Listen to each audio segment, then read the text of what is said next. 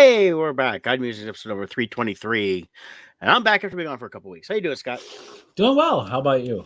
Doing all right. Doing all right. All right. Yeah, you just got back from Salt Lake City, Out there in Utah. Utah. Utah. Sounds like a Jawa word. Utah. Half the place looks like it's a Jawa place. So Utini. yeah. Utini. Yeah. No, I had a good time out there. I'll talk a little bit about that here in a bit this morning and everything else. And then, we got a comment already. Kevin, hello. Kevin's in the house. Yeah, I was out there with Kevin, our good friends Vinny and Lisa, and Connie, the Comic-Con mom, was with us. Had a great time. It's a brutal show in terms of the way they do the hours, but it was like we got there. I think I'm talking about now. I got there Thursday. It's a Thursday, Friday, Saturday show because they don't do shows on Sunday there. And so Thursday the show started like around I think 1 o'clock for VIPs, but we were there about 10:30 to get setup done. We'd done a little bit the night before, just kind of a little spacing set up. Didn't want to throw too much out there because there was a lot going on and didn't want it to anything get messed up. And then it goes till like 9 that first day. The next day it's like 9 or 10 till 8, and then 9:30 to 7. Well, and the hard part for those West Coast shows is, especially the first night, is it goes till 9 p.m., which is like midnight our time. See, that doesn't bother me. Well, actually, it's only 2 hours behind, so there's only 2 hours. 2 hours? Okay. That doesn't always bother me. What bothers me with late shows like that, because it could be here on the East Coast, going until 9 o'clock. I'm tired. I'm wore out. I just want to go to sleep. And, because I'm used to being in bed by 10 o'clock, so I can get up at 5 o'clock. So that's what affects me the most. The time change does. I know it does other people. I just don't let it bother me. I just kind of look at the time and go, okay, well, when I'm out there, if it's like I'm trying to fall asleep at 6, it's like, no, I want to stay up till at least 9, and then I'll get myself regulated pretty quick. But it's just long days. Shows, and some shows do that. It's just long days, and that just kind of drains you a little bit. Plus, it's they're almost 5,000 feet in elevation, and I feel that because I'm not used to that elevation. Even though I was just in Colorado, I was just getting over that, and then also boom, I'm back up in elevation again. Because here we're like 120 or something like that. Yeah, we're pretty low.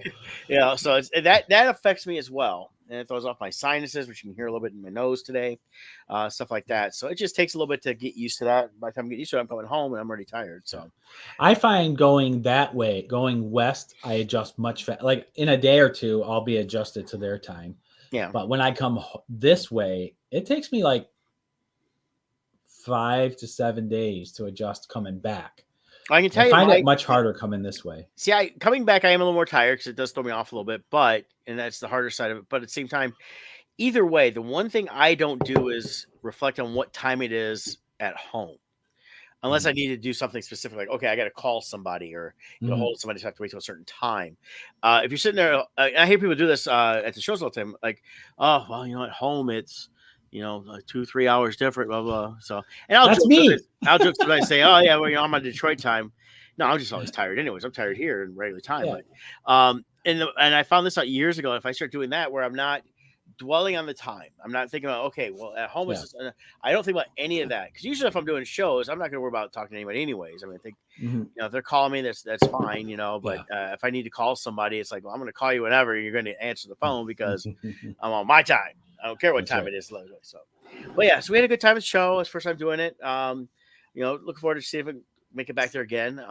We didn't do a lot of sightseeing, but we did on Sunday since flying out for Salt Lake. It was way cheaper to fly out Monday than Sunday by a few $100s. So it's well worth that. And we had a nice Airbnb we all shared. And that's so we looked and I looked at, there's the baseball team we had seen. I said, they have their final games on Sunday. It was like, I don't know, $20-something, $20 a ticket or something like that. Yeah. And we went and saw the Angels AAA affiliate, Salt Lake City Bees, play some baseball. So that was fun. And they had some good food there. And we all just had a great time. It was kind of relaxing. We walked there because it's only a half mile from the Airbnb. Yeah. So, and it was like 75 degrees. Sun was out. So it's been a few years since I did the show, but when I did it, me and Eric Hudson traveled together. Yeah. And I let Eric make the plans. That was a mistake. Eric went as cheap as possible. We ended up like downtown Salt Lake City is a really nice area, but somehow he found the one corner that was like all meth heads. and It was bad. We saw a few of those areas, and Yeah, there's and the hotel, I thought for sure we were going to be shot. Like you could hear people screaming and yelling, and like I'm well, like, Eric, just to save $10, this is what you chose? No. well, years ago, it's been quite a while. In the first few years I was doing shows, I allowed somebody else to make the hotel reservations, and they made like something like it was crappy. I said, nope. Yep. I'm done. I will handle it from now on. Yeah. Kevin handles it for us when we travel because I could trust him on Yep. that because we find a good Airbnb. Yeah. Unless he finds one in San Diego, it's got 847 steps up to the top, Yeah. which was fine. It happened. It was a really nice place. But yeah, I look at areas, not just Yeah. cost, but I look at places. And the thing is, this is I know a few people they go, I just go cheap. I'll stay at a Motel 6. I'll stay at whatever. I'm like, no, I want to rest. I'm there to make money. I Right. will spend a little extra money knowing Yeah. that would be better to go. You'll make more money spending a little extra on a comfortable room. Yep. And So but yeah, so that day I thought we were gonna die. I'm like, my life is worth more than that $10 you saved. We could have stayed down the street. Realistically, a lot of it is when you're splitting it with somebody, it's like the cost difference. Like, no, it's not that much different. Right. Actually, that was the year that insane snowstorm hit here, and all the airlines were shut down for a few days, and I got stranded out there for a couple extra days. I remember that. No flights were coming out, and so me and Terry Huddleston ended up pairing up for the extra days. We found a nice hotel room, and me and him shared a room. Brett's taking a quick break, I think. So anyways, Terry and I shared a room, and that, you okay? Yeah, I just sneeze. Yeah, so me and Terry Huddleston shared, and now that I'm saying it, it's all come back to me. That was the same weekend also. It was Seattle was in the Super Bowl.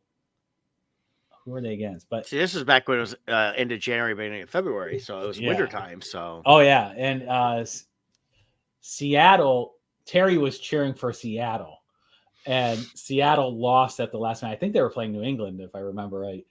And Brady did like a last minute comeback. And Terry was so cocky, thinking, yes, we got this. And the last minute, it all fell apart.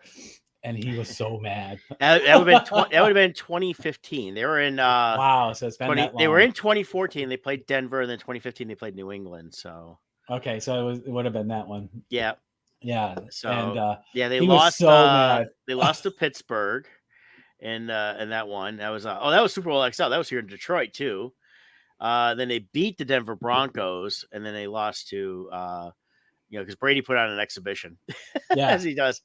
As he did a few Super Bowls. I mean, the best one ever still is the Atlanta Falcons one, and they came back and were down like 29 points or something like that and whooped them. So people can say what they want about Brady, but the fact is that guy, you look at his whole history, he was the 7th quarterback on the roster for U of M when he came in. He was 7th on the bench as QB, and he used that as a chance to motivate himself to learn. He practiced, and how many times, like so many people remember Johnny Football? Like, where is he? Yeah. Well, yeah, he got caught up in drugs. He went to play in Canada. Now he's not doing it. Now he's supposedly got some like documentary on himself coming out. He's just trying to. But he's so bought into his own image, whereas Brady had to fight to get up. Like, what was he, like the 200th pick in the NFL draft or something? Oh, he was way down there. Yeah. And then he was behind Drew Bledsoe for New England, which Bledsoe at the time was a star. So no one thought Brady would ever see the light of day, but Bledsoe got injured, and Brady shined from that moment. Well, yeah, here was he was selected 199th overall. It was the 6th round. I mean, 6th round is just way deep at this point. And then he became the starting quarterback during his 2nd season. That's when everybody else got hurt, and he led them to the Super Bowl that year. Yeah, and he does better the harder the situation is. Yeah. The more stakes there are, the more calm he is, and which is an amazing thing because usually people do the opposite. Yeah. They're calm during games that don't matter. Yeah, he that's what if you watch him when he talks about this stuff, how he's done everything. He's always been someone that if you watch him on the sidelines, I used to like watch him play because when things got messed up, things didn't go the way it should have gone, whether it's his fault or his fault, didn't matter. He'd go on the side and start looking at how do we fix the problem, and he'd fix the problem. Yeah, He yeah. wouldn't whine and cry like some quarterbacks do, and march up and down going, "Oh, you suck, refs, whatever." He'd go and say, "Okay, this is what we got to do," and he'd fix it up and that. Yeah. But he was with U of M during the 90s, during their time they won the national championship. He was there with them then. That's when Brian Greasy led him to an undefeated season that year. But Brady was there. He was the backup quarterback. So I and then he saw took over. Yeah. I saw an interesting fan theory come out Okay. about Brady and how he could still play football. Yeah. He technically has 1 year of eligibility left for U of M. And they're saying he technically is no longer a professional player. Right. So he could be a 50-year-old or whatever age he is, QB for U of M football. Oh yeah, it'd be like the movie with Scott Bakula. Yeah, because he was redshirted his first year. Yeah. So they're like, he could come back and play for U of M. Yeah. Wouldn't that be insane if that happened? that would definitely be crazy on that. So, But yeah. So, anyways, I think people like to hate people who do well, like race car driving. You got Jeff Gordon. The guy was like the nicest guy yeah. in racing, and everyone hated him. But then Dale Earnhardt Jr., who was a jerk to everybody, everyone loved. I don't get it. Everybody loved the villain, the bad guy, the tough guy, Yeah, especially when it came to things like that. It was, yeah. it's like that in a lot of things anymore, and has been for a long time. But yeah, Jeff Gordon took a lot of heat, but he won. He won a lot of championships, and he wasn't a dirty. I mean, he did some little things, but there's some things. He wasn't dirty. There's some things there's in gray racing. areas in racing. When people talk about, oh, he bumped him, it's like, yeah, rubbing and bumping, all that stuff's part of racing. It's been talked about for years. There's nothing wrong with it. There's nothing illegal about it. They don't flag him or anything. Right. It's just that, Dale Earnhardt, definitely was a hardcore driver. He did some stuff that was dirty. Well, yeah, he'd slam me into the wall. Right. So things like that. But, yeah. And then, but it is what it is. And Brady, it's like, all everybody says about Brady now is, oh, well, he was a cheater. And we've talked about this on the air before. Yeah. It's like, first of all, let's look at the defense. The defense shut down the other team. They had their own balls. So their balls were properly deflated. The defense shut them down. Number two is after the first half, when they fixed the balls, Brady had a great game and did better in the second half because the balls weren't improperly inflated. Well, and every top quarterback, former quarterback that was in the announcing booth, they talked to a lot of them. They all said no quarterback would ask for the balls to be underinflated. It doesn't help your throws. If anything, you'd want it overinflated. Yeah, because they're talking about the grip and stuff like that. I'm thinking, think about if you underinflate a ball yourself and throw it, it doesn't go far. Correct. Because at that point, it doesn't have the proper buoyancy which you need for cutting through the air. Yeah. So yeah, and all people at professional levels of all sports, when you are at that level, you look for every edge you can get, and people do try to push the line of what's allowed, and sometimes they go over, but that's true of everyone. People are using drugs that they probably shouldn't use, but it's not tested yet because it's a designer drug or whatever, so everyone's always looking for an edge at that level. Yep. So, but before we move on, I want to get your thoughts on more local matter in football. Okay. What's your take on the current Detroit Lions? They're looking good. They have lost one game, and when they lost it, it was a pretty tight game. It was overtime. It was overtime.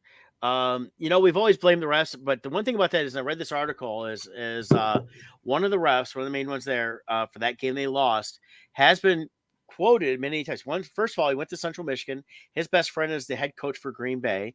He has been publicly said for years he hated the Lions, he roots for other teams. Those type of people that are publicly saying that stuff and it's well known should not be refereeing in those areas. He should be Yeah. somewhere else refereeing if he's going to be an NFL ref. Nowhere near Green Bay, Detroit, or in their division at all. If you hate that team that much. Well, it's just like a judge. They are judges of the game. And if Yeah, you're a judge in a legal court and you have a vendetta against someone, the judge is supposed to recuse themselves from the exactly. case because they might have bias. Exactly, and that's what I think we had a lot of Yeah. that game. It was a close game. This past week, just a little smidgets here and there. They won. They played hard. They still got some work to do. I mean, they're not Yeah. perfect, and that's the thing is, but the way they're looking, the attitude they have They feel is different this year. it's a much. This is how they started to feel last year towards the end of the year. They were. Yeah. It took them several games to get into the mode last year, but when they did, I mean, Goff himself threw 0 interceptions the last 8 games of the year last year. Right. He had just top notch numbers. They worked very hard. I mean, they won. They should have won Thanksgiving. That was their fault. Yeah. But they won so many of those games at the end. They got like this close to the playoffs. I don't expect them to go and win a Super Bowl this year. If they did, I'd be ecstatic, very happy about it. Yeah. But I expect them to make the playoffs and hopefully make a good showing. And Yeah. I think they want to be there because the players want to be there. And I think it's led by several of them. One, Goff's doing pretty good on leading on the offense, but on the defense, you got several guys, including Aiden Hutchinson in his second year, who came in saying, I want to win. I want to play here. This is what I want to do. Well, and he doesn't hold back. Branch, the rookie, he's doing amazing. Yeah, all these new guys. They if you look at it, they got a new GM the last couple of years. Yeah. They've got the coach, and what they did was we actually have the people that should be running a team. The owners are stepping back and allowing them to do what they know to do. Where before we didn't have that with Detroit. It was too much of the owner interference. Yes. And that's where it's it was hurting the team for the longest time. So for me, I have to say, and then I guess we should go to the ad reads. Yeah. I'm well vocal about my opinions of the Lions over the years. I have PTSD from them, and because this is my only hesitation with this year. But I do admit I feel like the team is different this year. Yes. But they have done many times put together a great first half of the year or second half of the year. Mm-hmm. It's doing both half of the year they've had trouble with. We've had it many times where they've come out defeating the previous year's Super Bowl champions only to bomb afterwards. So they do have a history of that, but I feel like they might have broken that. Well, I think I'm a little hesitant on jumping on the bandwagon yet. I will say this. The big difference is this. I will never compare this team to the previous teams for one reason and one reason only. How they talk and their attitudes with that. Yes. And that's been the key. See, before it was, well, we lost, we suck. No, now they're like, what's the motto? The coach looked at all and said, we will not discuss anything past the next week. And we won't talk about that till that game they're on is done. So like right now, they're playing on Thursday night this week. All they will talk about is Thursday night. They won't talk about who they play the next week or the week after or down the road or where they go. It's like we concentrate on this game, and they keep the attitude there. And that's the big thing is the coach is keeping their attitude straight, their way they're talking, so their minds are focused. And I think that's going to be the big key, because I think that's what's going to get them to where they need to be consistently winning, not just like this year, but year after year. Yeah. And they're building the team, and they're getting rid of those players that were the naysayers, the ones that just, were going to run their mouths and I'm just there for a paycheck. And you could tell it for years. We had those players for a long time. Like, yeah, I'll get paid $2.5 million. Who cares if we win or lose? I get $2.5 million regardless. The only guys don't know. If you're not going to play, you ain't, do what we're supposed to do. Well, you're going to be gone. And this coach, dang, he looks like he could suit up and play. Well, yeah, it wasn't that long ago that he was playing. Right, but he looks like he's keeping in shape. Well, he does, and I think he works out with those guys, and I think it's part of it. He's just not out there hanging out, so it's that's a big deal. Is what he does. So, but with Dan Campbell, let me see here. I was pulling up something here. He played. for the Lions and all that stuff. He's 47 years old, so he's the same age as Brady, basically. So he probably could play. Yeah. Of course, he was a little harder player. He wasn't a quarterback. If So someone got injured, wouldn't that be funny to see him suit up and go out there? He's calling plays from the field. it'd be straight out of The Longest Yard, Yeah. and it would be the with both the original movie and the remake with Adam Sandler, Yeah. where you got the original one. You had Burt Reynolds was the quarterback, and then the coach they had was the older guy that suited up to go play. Yeah. And then in the remake, it was Burt Reynolds as the older guy that suited up to go play, which was kind of funny Yeah. on that. So, What yeah. position did Dan Campbell play? I was just looking out. He is a tight end. Okay. And see, he served as assistant head coach and tight end coach for the Saints from 2016 to 2020, and then the Dolphins from 2010 to 2015. So I mean, he's been involved in this for a long time. He was the third round in the NFL draft '99. Played for the Cowboys, Lions, and Saints. He played in the Super Bowl with the Giants. For the Lions? Yeah, he did at one point, and he played with the Giants in 2000 when they went to the Super Bowl. Try to see what his full years were active. Here we go. 99 till 2009. He quit, ended his career as a Saint in 2009. He was with the Giants from 99 to 2002, the Cowboys 2003 to 5, Lions from 06 to 08. So he's here during the McMillan years when he saw the problem. So he knows firsthand the problems that were going on in Detroit. Yeah, he's seen it from the player's point of view. Yeah. So he knew coming in what he had to be. And like I said, he's a completely different coach we've had forever. And he's pulling the best out of these guys. And I saw that last year. You know, they lost so much at the beginning, but when you watched them, it was like, okay, I'm only losing like one or two here, points. They were tight games at the beginning of last year. And then they finally started bringing it together. And it took them a while to get it all together because you had a lot of rookies, a lot of first timers with Detroit. And he wasn't playing the game of, we lost. He started that last year, like, fine, we're done with this. Work on next week. And then they started winning and Goff started going wrong. And that's, I think, it's been the biggest thing. And it's not just a great thing just for NFL football for the Lions. This is good for the city of Detroit. Oh God, yeah. It'll be like when Detroit Red Wings first won the Cup. What was that, 97 or something? Yeah, and that was over 40 years since they had won the Cup before that. And there was over 1 million people down in Detroit for the parade, and it was insane. But we're going to have that turn out just for a playoff win for the Lions. Well, look how they've done. They've sold out. They sold out all their season ticket holders. Pretty much every game is sold out now. I think that was the first time they've done that. Yep, and pretty much every game is sold out through the rest of the year. There's not much left for tickets. Yeah. The fans are excited. I'll tell you, I've wanted I thought about getting a jersey for years, but I just nobody I really care about on this team. Right. I like Hutchinson. I like a bunch of them. I'll probably if I get a jersey, it'll be like a Hutchinson jersey. Hey, Eric, how you doing, man? Good to see you.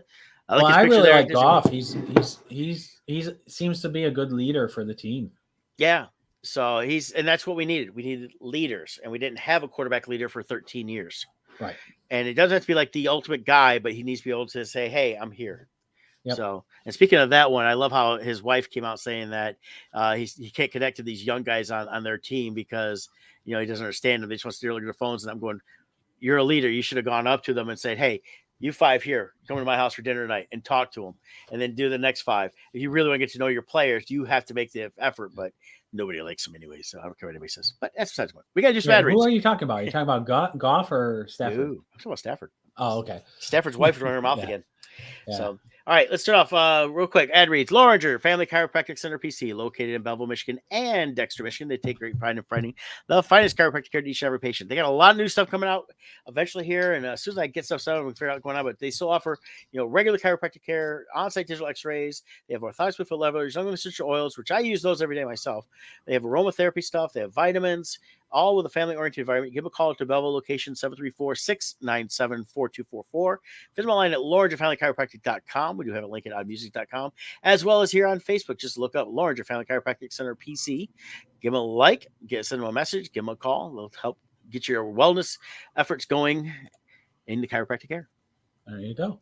And Team Titans Real Estate. Why? Because you matter. That's right. Even though we utilize the latest in tools and technology to maximize your home buying and selling experience, we never forget at its core, it's a people business, which is why we put our relationships with you first. We've been having a great year. Overall, sales are down. I think it said 15% for the year, but we're having a record year as Team Titans. And the reason is you guys. One 100% of our business this year is referrals from past clients, family, friends, or return clients, people who are looking to buy or sell again. It's been a great year. We don't do cold calling and knocking on doors and bugging you. So if you don't like that kind of marketing and want to reward people who don't bug you while you're trying to take a nap or something, give us a call, 586-232-5144. The market is changing. You're going to hear that a lot. The shift is happening. We are seeing properties take longer. It's very easy to get used to, you put a house on the market on Thursday and by Saturday morning, you got 15 offers, had 40 showings. That's starting to dwindle. And we're starting to see more and more houses take 2-3 weeks to sell. Even I've seen some take like 60-70 days at the higher price point. So give us a call, 586-232-5144. We'll give you a free consultation, whether a buyer and or seller, and let you know how we can help you. Fantastic. So the last thing about Dan Campbell here, talking about the last 3 years, he started off as an 0-10-1 in 2021. I mean, of course, coming in, he was stuck with what he had. Right. And we had a quarterback then. And I don't care what he says. We had a quarterback then that didn't care about winning, and he showed it that whole season. And they did beat the Vikings and ended up having with a 3-13-1 record that year. So he ended up winning 3 games. And the next year, which was last year, new quarterback, and we've now was it 21? No, it was 21 that was it 21 that no 21 that was Goff. That's right. They already got rid of the quarterbacks. We had Goff who was coming in, so they were still trying to revamp the whole team. It was year before that they really didn't care. So Campbell would come back the second year, and last year they had a 1-6 start, and that's where, like you talked about, they I believe they won like the first game and then lost the next 6, and then they ended up with a winning record of 9-8. So far this year we are 2-1, and we'll see how it goes tomorrow night. I'm thinking they should have a good game tomorrow night and should win that too. So, but really excited about what they've got going on. So good stuff there. And nice. Then I know last week you did a full review of My Big Fat Greek Wedding 3. I did. I didn't realize you were going to go see it. I would have waited. I plan. Let's hear your review. Well, I plan on going to see it because I actually like that series of movies. I've seen all 3. I've seen the first 2 multiple times. It's one of those. They're kind of my go-to movies. Of I want something on where I can hear in the background that I know it, but I don't want to necessarily pay attention to it. And it's got just enough laugh. I want to watch something and laugh or whatever. You were telling me last night or yesterday when we talked that you thought it'd be more of a comedy, and really, if you go back and watch them. They're all done the same way. They're really a slice of life. You've got the family drama stuff mixed in with the comedy, and it's a lot of stuff you can relate, especially when they're dealing with the family aspect of stuff. And you'll have to go watch the first 2, especially the first one when you see the bits with the families. It's like she mentions to Ian, she's like, do you ever hang out with your cousins? He's like, no, not really, and stuff like that. She goes, I have like 21 first cousins alone. It's like huge family. So, and that's what the whole thing was about. The third one was a great culmination of those 3 films, I felt, in terms of we get to revisit these characters again. It's they've lost a few people from the original ones that passed away. The original dad passed away. They did not replace him. They just went on with the story. But I did read where a while back, Nia Vardalos, who is the writer, and she directed this one. She hadn't directed the other ones before. She had called up was it Michael Constantine? I think his name is. Yeah, Michael Constantine, and said, hey, we're going to do another movie. Did you want to be in it?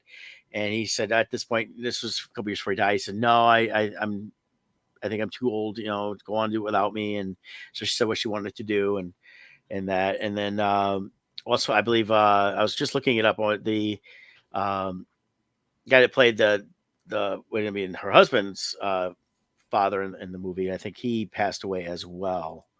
Because at the beginning of the movie, they do this black and white thing where it looks like they're both gone. So right, and everyone else's photos were in color. Right. So, and I like that the opening was, if you didn't go see the first 2 movies, you can still go see this and not have to worry about understanding things. They kind of give you, with those photos, you can see that things happen. They don't really explain it, but it's pretty easy to jump right into it. You don't need to see the other 2. Yeah, the friend I went and saw it with, she had seen the other movies, but it'd been a long time, and she was going to try to watch them ahead of time because we planned this over a week before to know when I was going to be out of town. And so I was like, Bruce Gray, he played the dad for Ian. He passed away in 2017, so it was after the second movie came out. So long before this one, of course, then too. She's the highlight. Oh, the arrows covering her face, but she's the Yeah. highlight for me. I love the Aunt Tula. Aunt Tula, well, she tells you in all three movies that she's the favorite. Right.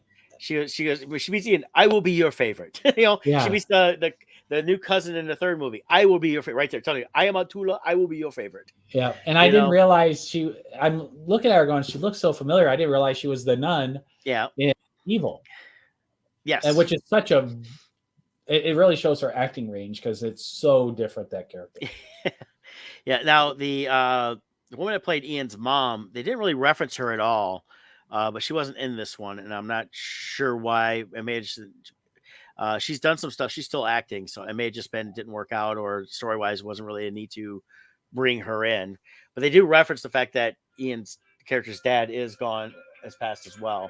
Right. So, um, but I liked it. I thought it was fun. It was about an hour and a half long. It's basically kind of it tells a basic story, but it's got little vignettes going on. You get to see like Joey Fatone was in all three movies. I think he's really good in this. And then everyone you see there for the main core family, if they went over to Greece, and we're all in the same movies. The brother's the same guy, so they didn't replace any actors, which I thought was great. They were able to keep that going. And I don't know if they'll ever do another one. I kind of thought after the second one, when they do the third one, to be the daughter's wedding. This one is actually someone else's wedding. You have to have a wedding in a movie called Big Fat Greek Wedding. Yeah. So without knowing that, because that's kind of not really shown in the trailers, Yeah. I'm like, why didn't they just call it like My Big Fat Greek Vacation? Kind of Yeah. like how the European vacation, Christmas, they changed the name for the different things, but then you find out why, because there is a wedding.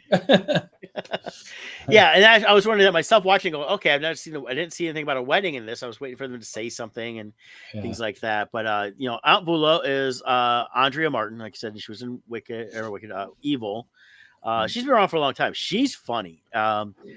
If you go look her up, she's got a ton of credits. She's been around, does a lot of voice actor work.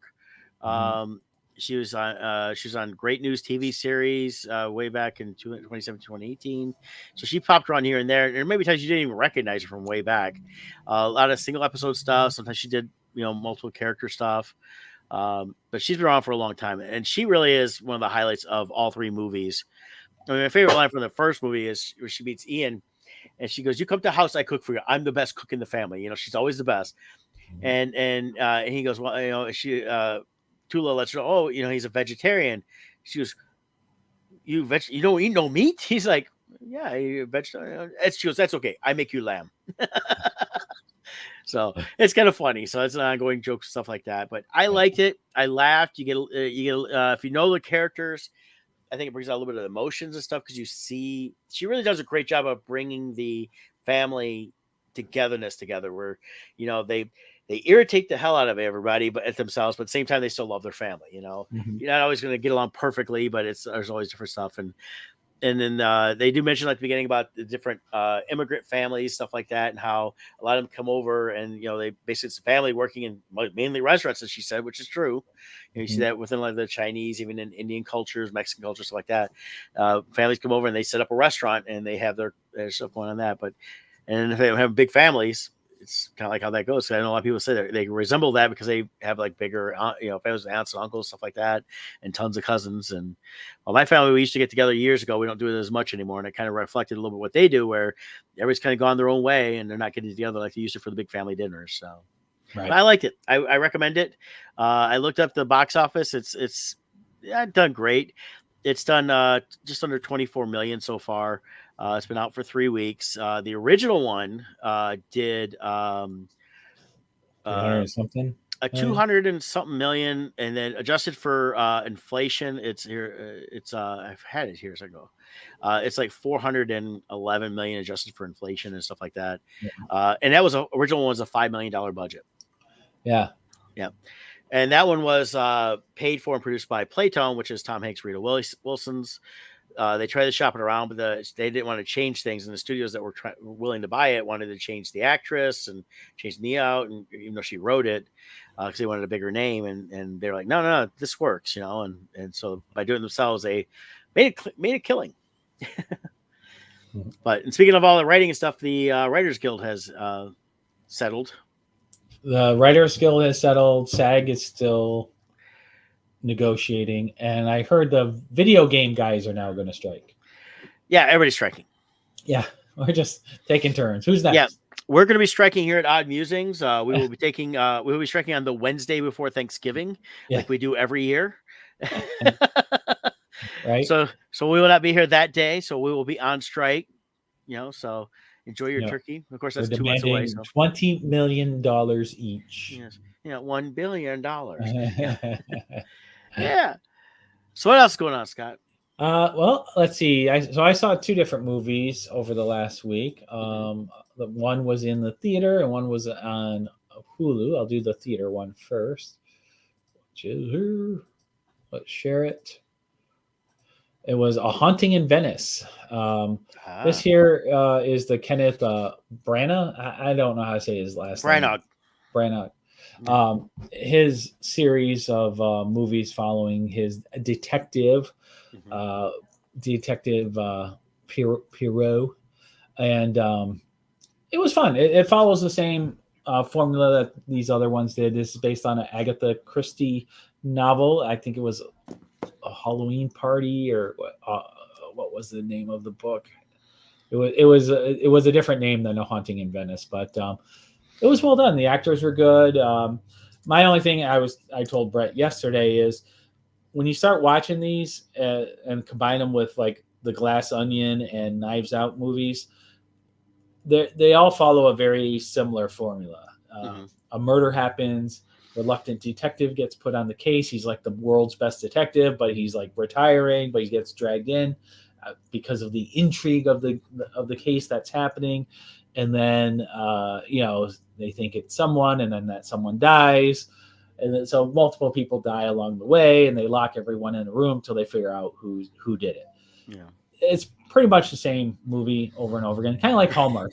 All the Hallmark movies: small town girl in the city, moves back home, meets a guy, falls in love, and says Christmas. Yeah, but I really did enjoy it. This one had more of a Halloween feel, a spooky feel. It's funny you say that because it's based on the book called Halloween Party. There you go, Halloween Party.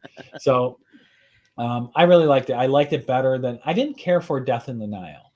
I liked. I didn't care for that one. I liked the Murder in the Orient Express. I thought that was done very well. The Death in the Nile felt clunky. In production. The Haunting of Venice, I like the trailer for this, so I don't know if I'll go see it, but I'll definitely check it out when it comes on streaming for sure. Yeah, it's definitely worth seeing.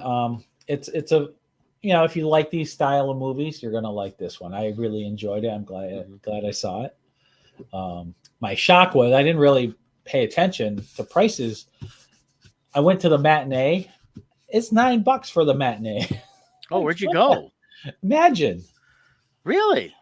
Well, unless they have 2 levels of matinee. I went to the 4 p.m. If I went to later than 4, it would have been $13.50. Okay. I'm like, what the heck? $9. Well, I don't know what it cost yesterday because I had free tickets to use, so I used free tickets yesterday. Yeah. Well, they also changed their policy there is you have to wait 2 weeks to use your free ticket. Oh, yeah. This is not for 2 weeks, so I was able to do that. So, but yeah, it's let me see here. Let's see. If I was going to see A Haunting of Venice today at say 1 o'clock, I'm not going to, but how much is tickets? So there's 2 tickets.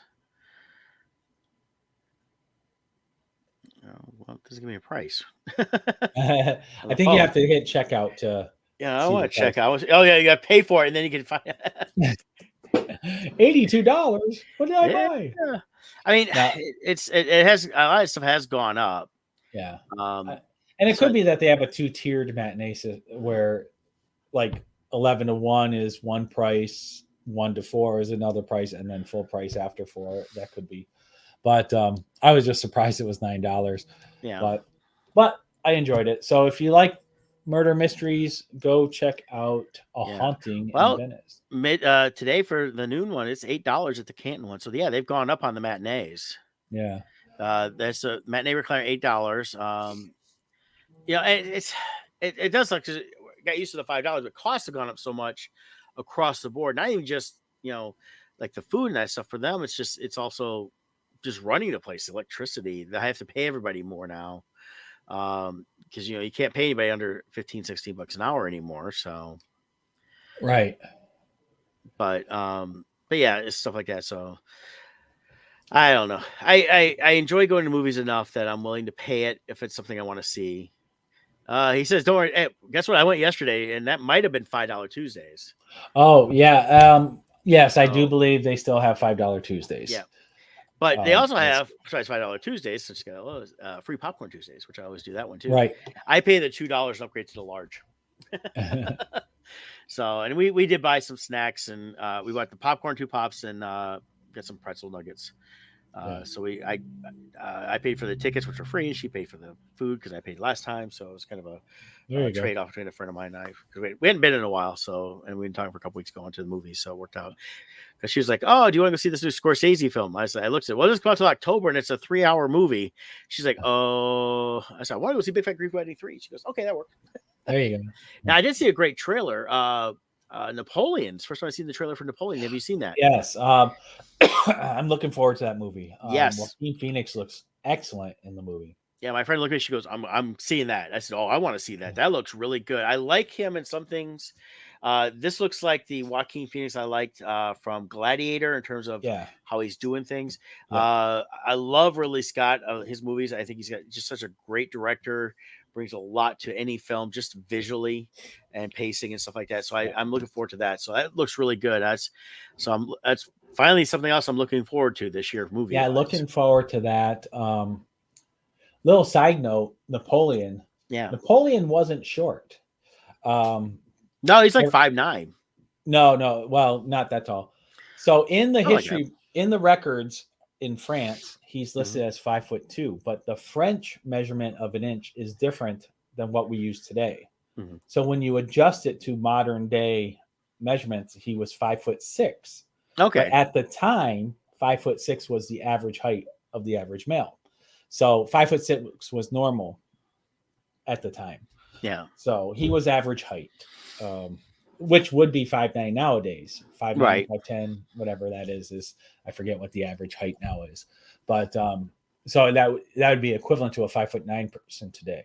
Yeah. So he wasn't so short as people think. Yeah, and this movie covers quite a bit of the story of his story in that, starting off with looked like the execution of Marie Antoinette, at least in the trailer. So Yeah, and that's his wife. No, Marie Antoinette was married to King Louis. Oh yeah, during the Revolution, and what they wanted, they brought him in to kind of quash the revolution, and then he went on his stuff, and then he became king / emperor. Now, in the trailers, it looks like his wife. That's the actress who plays Princess Margaret in The Crown. Okay. And she did an excellent job there. She's a really good actress. She's been in other things as well. So I'm really looking forward to that movie. Yeah, I was real excited about it. And I was looking up. It's like just over 2.5 hours long, so it's going to cover quite a bit.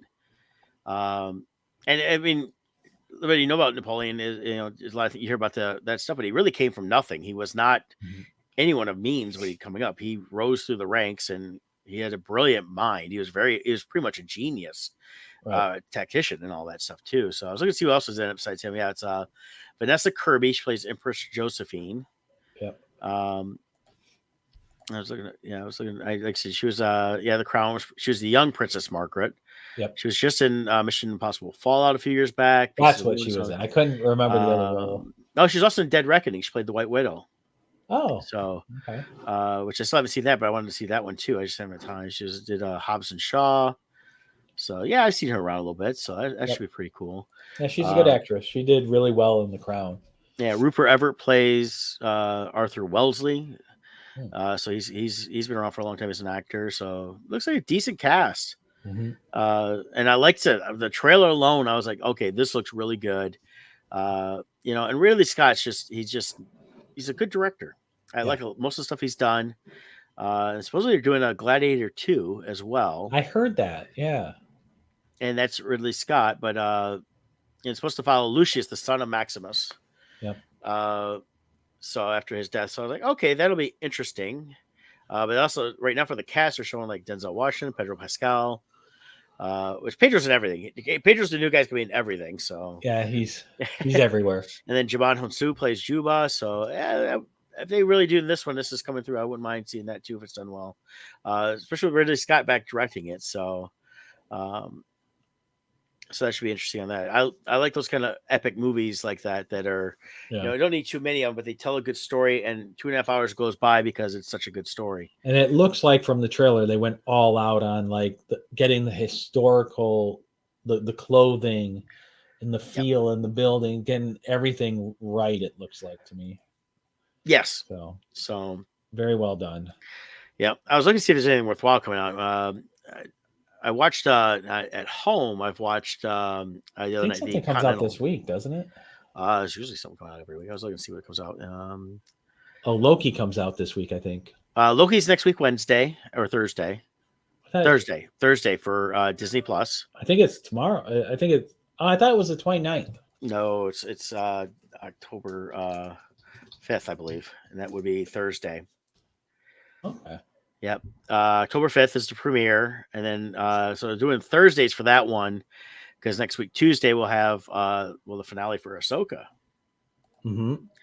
So let me see if there's a lot of stuff there. It's funny, you go look up what's coming out in movies, and they show all these crazy movies that are just the re-airing. I want to see the new releases, not Fathom events and things like that. So I know, and they'll have every streaming service, everything else. yeah, there is they did have a trailer for a new Goosebumps. Looks like either movie or series streaming. I think it's a series. Okay. Yep. That looked interesting. Yeah. Also, Percy Jackson. They have a Percy Jackson series coming out. And I met one of the actresses last year in Vegas. She's going to be a Percy Jackson and Olivia Morton. So watch for her as one of the kids in that one. Met her and her mom last year. Sharp young lady. She was real nice in that. Horror movie wise, they've got October 27th, the Five Nights at Freddy movie is coming out. At first I was like, when I just heard about it, I'm like, oh, that's going to seem lame. But the trailer looks really good. Yeah, it's Blumhouse is doing it, and that's the key. Blumhouse does a great job with all their stuff. Even the ones they're not as crazy about, they're still much better than some of the other stuff coming out there. Yeah. If you are a Rob Zombie fan, next month, October 8th, they're doing re-releasing a special event 20th anniversary House of 1,000 Corpses. Oh, okay. There's something called Inspector Sun coming out. Never heard of that, so it's probably gonna suck. It's an animated movie. Oh, The Creator comes out soon. Oh, Friday. That's what it is. That's what comes out this week. Yep. Yes. So I really can't wait. I'm definitely seeing that this weekend or maybe Tuesday. Yeah, it just depends on my schedule this weekend. But yeah, I'm working a lot. I'm looking forward to that. Yeah, I'm working a lot this week. Because a week from Friday, I fly out to Baltimore for Poe Fest with Kevin. We're doing the Poe Fest out there, so I got to work the other days. Eric, I haven't seen Saw X yet. I don't get into those kind of movies. They're just too much for me. I liked the one they did with Chris Rock. Yeah. And I watched that was kind of the spin-off, right? Yes. Spiral? Spiral. Yep. And that was really good. I watched it on a flight. Yeah. And that comes out this weekend too. I don't know. It's one of those things where you start getting all these sequels with these horror movies, and I've always gotten turned off by it. It's like, oh, okay, I'll just watch them whenever. I did that growing up with like all the Friday the 13th and the Freddy ones. I didn't have to rush to see them because I was like, oh, I've already seen this. It's kind of but this one I know is supposed to be something different, but at the same time, I find the premise interesting for the Saw movies, but I don't like it when it gets to that level of gore and stuff personally. So like I can like the Freddy stuff, Jason stuff. I don't mind that, but the Saw stuff takes things to a whole new level, and it's just like I don't know. Yeah, so I don't know if I'll go see it, but I may watch it when it hits streaming or something like that. Yeah. A lot of times with stuff like this, it's not that I even don't want to go to the movies. It's just timing. It's like I got to pick and choose for time. With everything else I got going on, especially I've been just constantly busy for the last 3 months, and I still got besides Poe, I got another show at the end of the month, and I'll be done. But then I also got other stuff I've planned out outside of the convention scene that I'll be doing the next 2 months too, and then hitting the holidays. We're pretty quick, so yeah, it's been crazy. It's like if I had time to do anything, I would have probably flown down for a couple of days and did Halloween Horror Nights at Universal. Right. But I just didn't have time to do that this year again. So yeah. and that. But yeah, so I want to see the creator looks good. I did watch. I told Scott I watched the Continental on Oh yeah, um, Peacock. Peacock. Yep, and I was gonna pull that up. It's a prequel. It's from the world of John Wick. They're calling it the Continental from the world of John Wick, and it's basically the origin story of the manager we know in the John Wick movies. Shows him in the 70s. He's got a brother. They show his father, who is played by Mel Gibson. It's done as 3 parts, and it's going to be. They're all like basically, I was say movie. Like the first one was like an hour and 28 minutes. So the next one comes out tomorrow. So it's coming out each week. I think it's a neat premise to do it. Like it reminds you how they did that Dracula series a few years back on BBC. Yeah. So it's in the quality's done what I like. The production's good. They're using similar sets. The action is very John Wick, and then and we even see the car that John Wick had, but they don't reference it as John Wick's car. It's just a car like that, that same style and everything else. So cool. I liked it. It was pretty good. I mean, I like the John Wick movies. I like they're all formulaic in a lot of ways. You know what's going to happen, but this is kind of okay. Here's a basic origin story, and they're building more on that lore of what the Continental was and the group that does everything that has all these contract killers and and the sacred ground of the Continental. Yep. Oh, cool. And then the last thing I saw, were you done on that? Yep. The last thing I saw was over on Hulu. It's called No One Will Save You. I'll throw the trailer on in the background with the sound off. All right. But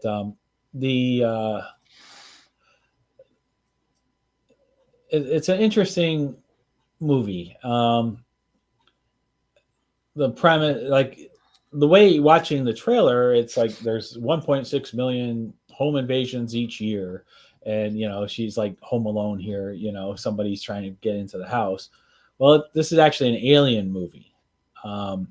Aliens are coming to Earth. I'm not going to give away spoilers, but what I will say is what's different about this movie is about 15, 20 minutes in, you suddenly are like, wait a minute, there has not been one word spoken yet. And there's like one word said during the first hour, and then a couple words said by this character, and that's by someone else. And then this character doesn't even speak till like the final 20 minutes. The entire movie is no dialogue. Makes me wonder if they were practicing for the writer's strike. Can we do a movie with no script? Yeah. But it was well done. So roughly an hour and a half movie or so. First hour and 10 minutes or whatever it is. Great movie. It has all the vibes of Mel Gibson's Signs, if you remember that. There's aliens in this, and the way they reveal the aliens is the suspense builds, and as they slowly reveal little tiny bits. Very well done. Then you get to the last 20 minutes, and it just goes off the rail, and you're like, "What did I just see?" What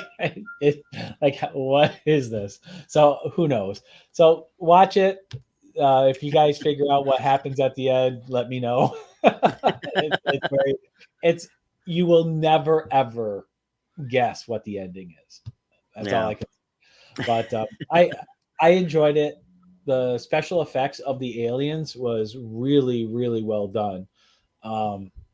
They did not go cheap on the CGI like Flash. It was very well done. It holds up. You feel like you're looking at aliens in the scenes, not CGI. So, if you like Signs, check it out, and just be warned, you're not going to guess the ending. Oh, okay. Have no expectations. Yeah, I mean, other than that, I haven't watched too much. The Flights didn't have anything I knew for me to watch that I hadn't already seen that I wanted to watch. I did end up watching on the flight home the Indiana Jones Dial of Destiny again, and I still like that movie. I thought it was fun. That has all the feel of the old, Indiana Jones 1 through 3. It's a good bookend to that whole thing. And that's what I felt. Indiana Jones was never a deep character. So no, it's not like it's an adventure. It's a roller coaster ride. Yes. I was looking to see what else maybe was coming on streaming this week, and didn't really see about anything. They've got a lot of video on demand stuff. I mean, even Big Fat Greek Wedding, rent on like Vudu and stuff like that. Yeah. I did notice though, if you haven't seen it yet on Netflix, is Burt Kreischer's The Machine. Oh yeah, that's right. So that's the number one movie right now there. So you have to check that out. But yeah, it's I anymore of the streaming, so it's hard to keep up with what's actually coming out because not seeing too much of that stuff out there. Now it's just like, oh, here it is. Okay, so yeah. So my big ones right now are finishing up Ahsoka. I've been really enjoying the Ahsoka series. Yep. Next week will be the finale, so I'm looking forward to seeing how this wraps up. Did you watch today's? I did. Well, I watched it last night. Yeah. So I enjoyed it. It's definitely setting up for more Star Wars outside of Ahsoka, or if they do Ahsoka season 2, that way. We haven't got any true announcements on everything. There's a lot of stuff last weekend about Filoni's now going to do a Clone Wars trilogy with Hayden Christensen. That's not confirmed. That's everything I see is on like the Screen Rant and stuff like that. Those are all clickbait. Right. And so they're not actually anything. They're all it is their speculation. Cited. There's no Because I Googled and looked all over Hollywood Reporter and Variety, didn't see anything from Filoni. Last thing is Filoni was supposed to be doing a standalone movie, is what he's supposed to be doing. And of course, they announced in the spring that supposedly he's doing the Heir to the Empire, which is what kind of we're seeing part of that now in Ahsoka. So my understanding is supposed to be kind of an Avengers version for Star Wars, where everyone from the Mandoverse is now coming together in this fight against Thrawn in this movie. Supposed to tie everything up, all these different series. Yeah, the Boba Fett and Mandalorian and all that stuff. Or as some people say at Comic-Cons, guy that Boba Fett. Looking for Boba Fett art. Yeah. So, but yeah, so we'll see. I said I figured out halfway through the Ahsoka series, like, there's no way they're gonna wrap any of this up in one season, because there's just too much story to tell, and you can't have. And Filoni's not, I think, smart enough to know you can't have a villain like Thrawn and bring him back like that just to end it in just 8 episodes. You need to build a bigger story. My prediction is the ending of this season of Ahsoka is going to be reminiscent of the ending of Empire Strikes Back, where the heroes have lost and it looks like the Empire has won, and and in that kind of a note is what my prediction is. Yeah, I think it's to be. Yeah, I think it's to be the more the precipice of. They beat the current heroes. We're gonna see how Thrawn ends up back, but that'll set up what's going forward. They won't be we won't see the full on war yet. Right. But we got Hera has already said in the last couple of episodes, we need to prepare for war. This is a big thing, and of course, just like anything politics, like always ones like the one guy, you're lying. There's no way they're coming back. You're on a personal mission or whatever. And, we don't even know if Ezra Bridger is still there, as you keep talking about. And as we do now, no, he is. And so, yeah. And we also get a major cameo in this week's episode from a OT original trilogy character. Yeah, that was a nice surprise. Yep. I was not expecting. I like that they're able at least for the Filoni Favreau stuff, keep stuff a secret until it airs. Yes, I'm glad they're doing that. Just like the actress who played young Ahsoka, she did phenomenal. She looked amazing. I'm glad they didn't release any of that, make a pre-announcement of this is who we cast. Because then as fans, you start looking up the actress, and then it's just like Affleck getting cast as Batman. Well, there's a history with an actor like that. So we're going to carry our experiences of him into that role, and it might not line up. But then once you see it, it's like, oh, okay, it worked. So I'd rather them just always keep it a secret. Don't tell us who got signed, and just let us experience it in the movie. Yeah. So she did phenomenal. The actress played young Gamora in when Gamora dies for the Affinity or the Soul Stone, and we see that young version. Actually, she wasn't in that part. She was the flashback. Okay. Or was she in both? I'm trying to remember. We see her when Thanos gives her the knife and he's executing that planet. I think she's in the Soul Stone too. I think so. It's been a I little don't bit know. since I watched that one. Yep. But she did phenomenal. And I really do hope he does a Clone Wars trilogy movie. I would totally love it. Her lightsaber fighting was insane. Yeah, she was really good. Yeah. So I personally, I don't know if I could see a full trilogy with that story, but I could see a really good one movie to cover that little bit. Definitely in a between. movie for sure. But if they do a trilogy, Filoni can write. I mean, he's used to writing whole seasons. Yeah. So he can write 6 hours of content. Yeah. Which would be 3 movies. Oh yeah, I have no doubt he could do all that. So just the flashback. Thanks. Yeah. Well, I mean, originally though, and then we can end the show here, is that he was supposed to be doing stuff all taking place post Jedi. So if he ends up doing a Clone Wars, I can see that maybe being one thing, but I think everything else is going to be post Jedi. So yeah, and pure speculation will be that movie. We will have I think we're going to see OT characters in that Thrawn movie as well. We'll see Luke, we'll see Han, we'll see Leia. I think they'll bring them all back. I think with the Indiana Jones, they proved they could do young Han with the way they did the young Indy. Yeah. Or if the actors themselves don't want to do it, I mean, we don't have Carrie Fisher on anymore. If they might just recast. So they said they never would now, but that's the Kathleen Kennedy running her mouth. So when she's gone, we'll see what they do. Well, and supposedly the Lando series is now going to be a Lando movies, and they have I was going to say Danny Glover, Donald Glover, writing it, I guess. Yes. So we'll see how that goes. Yeah, him and his brother are supposed to be working on that. So we'll see. We'll see what's going on there. So we'll see. Hey, lately it seems a lot of things get announced and then never happen. Yeah, until I see it really working in production or whatever, then I'm not believing any of the stuff with Disney right now when it comes to Marvel, Lucasfilm, and what else they do. So a lot of stuff is up in the air. Yep. Hey, join us next week. We'll be back having some more fun, talking about some more stuff. We'll probably cover some more. We'll definitely cover Ahsoka from this week, next week. Yeah. And we'll probably have already seen the finale by then, so we will not give any spoilers at that time. So people have time to check it out. And if we get a chance, we'll have the creator, and that's it. Yep, we'll go from there. So, hey, y'all have a good week. Bye.